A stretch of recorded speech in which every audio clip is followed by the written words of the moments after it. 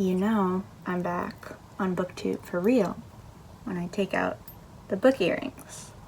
Because that, nothing shows commitment like metal earrings.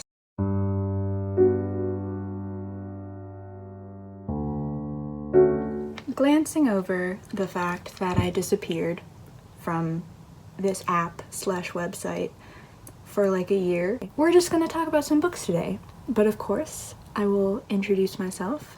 My name is Aaliyah, and today I'm going to be talking about 10 books I'm bringing with me across country, to New York, to college, to my new life, basically. So enjoy. These books will be mostly read books. There's only one book I haven't read yet, and you'll see why. But these are books I wanted to bring either because I need them for my soul and for comfort, or I want to reread them really, really soon. I want to annotate them. I want to revisit them. That will be what we're doing today. That's the criteria I set for myself. So yeah, let's get into it. Starting with book number 1, we have The Picture of Dorian Gray by Oscar Wilde.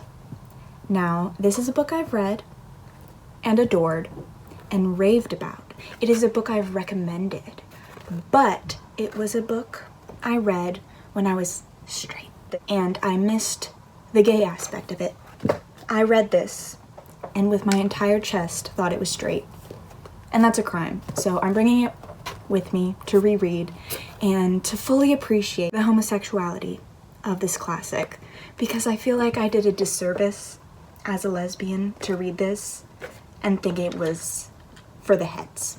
So yeah, that's book number 1.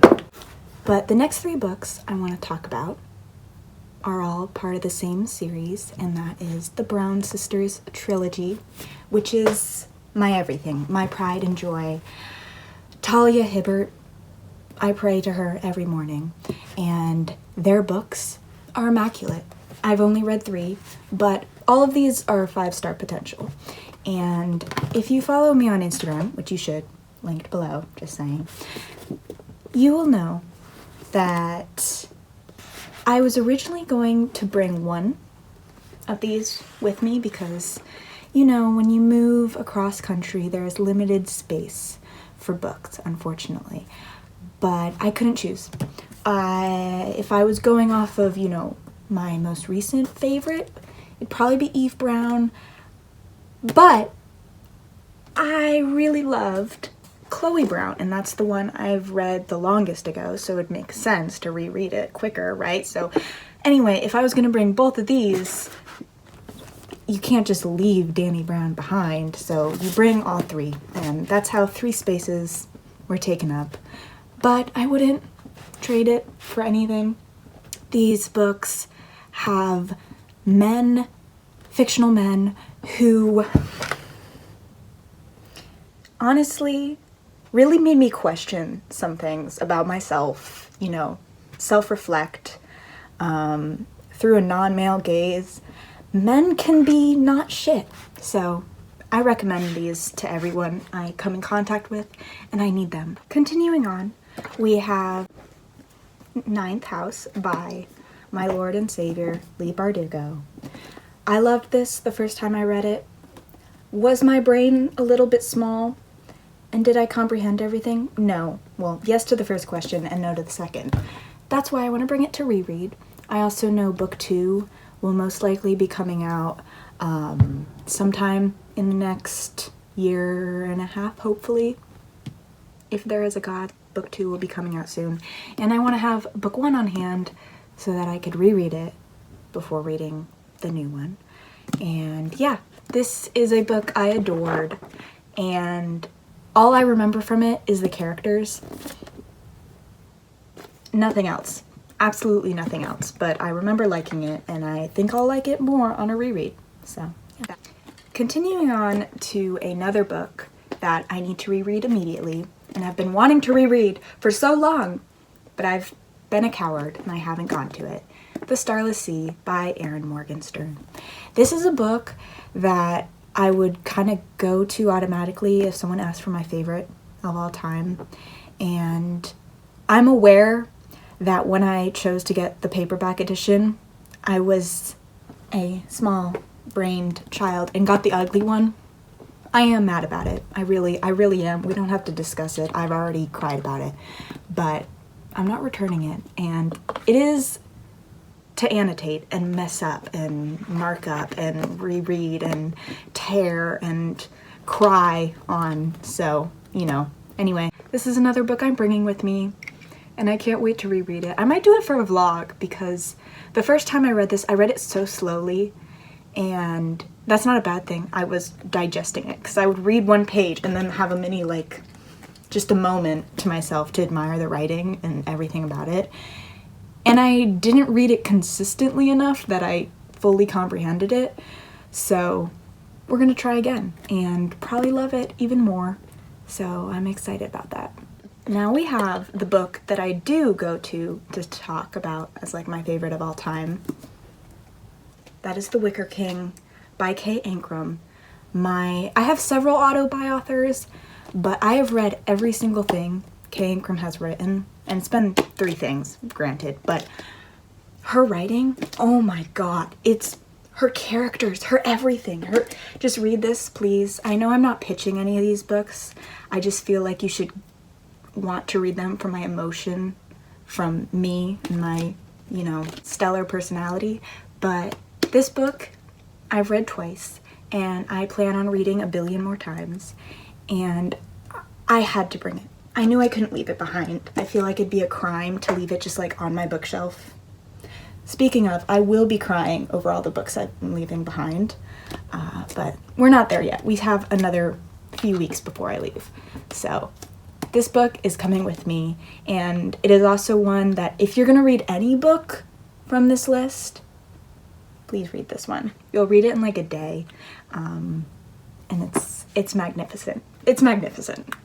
Continuing on the ancrum Love Fest, this is her second book, and I would bring her third book, Darling, which I read and loved, but there's not room, and I'm already trying not to bring hardcovers, and I own hardcovers of both these books. So I decided that between Darling and The Way to the Stars, I'd bring The Way to the Stars because this was the first I read from ancrum, and I really enjoyed it, but it's been a while since I read it and I want to reread it. And when I read this, I missed out on the cameos from The Wicker King because I hadn't read The Wicker King yet, and I need to understand the cameos. I need that content, I need that happiness, and I need the sapphics. So that's coming with me. Our second to last book is the last read one, and that is On Earth We're Briefly Gorgeous. I literally took out my retainer so I could speak in this video, but alas. And this is by vuong. I watched him speak in conversation with Tommy Orange, and this man's brain, the writing, just genius. Everything genius, beautiful, poetic, literally a poet, so it makes sense. But I loved this the first time reading it, but my brain was not matured. It was similar time I read this to when I read The Picture of Dorian Gray, and just, I like to believe I've become a better reader and can truly appreciate good writing. Like, I read this and knew it was good writing, but when I finished it, I was like, yeah, I'm gonna have to reread that when I'm a little older and can comprehend every word and read it slowly and read it in a way that I can annotate it. And anyway, I'm bringing it with me to do just that. I'm now 18, so, you know, I'm just so wise, and hopefully I'll be able to read that and love it even more. We have reached the final book, and it's the one that I have not read, but that is because it is new. My aunt gifted it to me, and it is a collection of 4 stories by James Baldwin. And this is a writer I've been dying to read from for a while, and for my graduation, my lovely aunt gifted me a copy of 4 of his stories, and I cannot wait. I originally, when she asked me like some books I was interested in, I talked about Giovanni's Room because that's the first I just considered reading ever since it was mentioned in Swimming in the Dark, which was a book I loved. She did one better and got me a collection that does include Giovanni's Room. But this edition, oh my god, it's like, it's one of those shiny ones, and it's like a collector's. It has like Bible pages. That sounds weird, but you know, the super thin, so I don't know how they'll do with ink. We're just gonna cross our fingers, I guess. But I'm really excited to read stories from this. I'm not gonna read all 4 at once. I'm not gonna read this like a book. I'm gonna come back to it. But yeah, I'm so excited for this, and I just love this edition. It makes me even more excited to read from it. So I hope you enjoyed this video.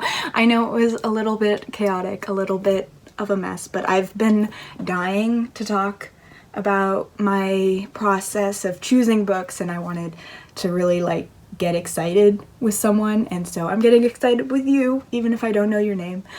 Feel free to comment your thoughts about these books, maybe what books you brought or would bring to you on a big move, on a big life decision thing. So yeah, I again am most active on Instagram. I'm really hoping that I can get back into booktube and stick with it. I've never stuck with it properly before. I've always quit for some reason or other. But if you know me in real life, please don't ever talk to me again. That is a joke, lightheartedly, kind of half joking, but yeah, I don't know. That's why I quit the last time, is because in real life people started finding my channel and I was not there for it. But enough said, enough rambling. Hopefully I'll get a better hang of this. But yeah, those are the 10 books I'm bringing with me, and I will probably have a video, hopefully, if I stick with this, about setting up my dorm library and my dorm in general, because I'm really excited for that, but I haven't even got my housing assignment yet. So yeah. Anyway, goodbye. I hope you have a lovely day, night, evening, morning, wherever you are. You deserve love, and I will see you next time. Hopefully there will be another video.